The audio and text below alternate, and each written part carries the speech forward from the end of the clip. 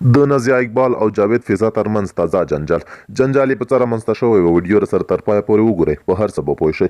سلام او مینه ملګرو، هیله ده چې روغ او جوړ به وئ. درنو کتونکو، تاسو ګورئ دا وخت یاران پلس یوټیوب چینل. که چېرته تاسو زموږ چینل ته نوي راغلي یاست نو د مهربانۍ له مخې زموږ چینل درسره سبسکرایب کړئ. موږ تل هڅه کوو ترڅو تاسو ته په زړه پورې مطالب چمتو کړو. دا چې کابو 2 میاشتې وړاندې د نازیه اقبال او جاوید فضا ترمنځ د طلاق ورکولو مسله رامنځته شوې وه، نو په ټولنیزو رسنیو کې ګڼ شمېر غبرګونونه راپارولي وو او د دې خبرې توند پخلی شوی و چې د جاوید فضا او نازیه اقبال ترمنځ د طلاق مسله په ټولنیزو رسنیو کې په لایف توګه خپره شوه او دا ټولو خلکو ډېره بده ګڼلې وه. دا به شو دې ته چې نازیه اقبال څه ډول له جاوید فضا سره واده وکړ او څنګه دوی دوه سره یو ځای شول.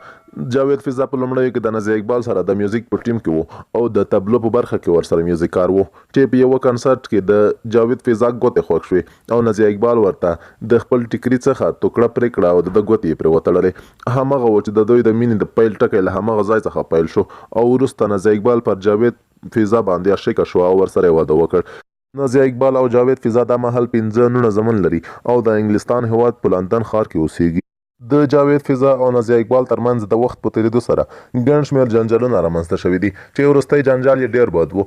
نازیه اقبال او جاوید فضا د طلاق مسئله پر ټولنیزو رسنیو باندې لایف توګه خپره کړه چې د دوی دغه کار په ټولنیزو رسنیو کې د دوی د مینوالو له لوري په سختو ټکو سره وغندل شو. پوره به شو اصلي کیسې ته چې اوس تازه د نازیه اقبال او جاوید فضا ترمنځ جنجال په څه شی رامنځته شوی دی. نازیه اقبال وایي زه سندرې نه پرېږدم، جاوید فضا ورته وایي ته باید نورې سندرې پرېږدې، موږ باید په لندن ښار کې ځان ته یو ښه ژوند جوړ کړو، سندرې کول باید نور پرېږدو او له دغه ډګر سره د تل لپاره خدای پاماني وکړو. خو نازیه اقبال ورته وایي چې نه، هېڅکله هم نه کېږي، زه د خپلو مینوالو لپاره سندرې وایم، دوی ما تشویقوي او ما نه پرېږدي چې سندرې پرېږدم. نو د دوی دواړو جنجال په دې رامنځته شوی دی چې جاوید ورته وایي چې سندرې به پرېږدې او نازیه اقبال ورته وایي چې زه هېڅکله هم سندرې نشم پرېښودلی.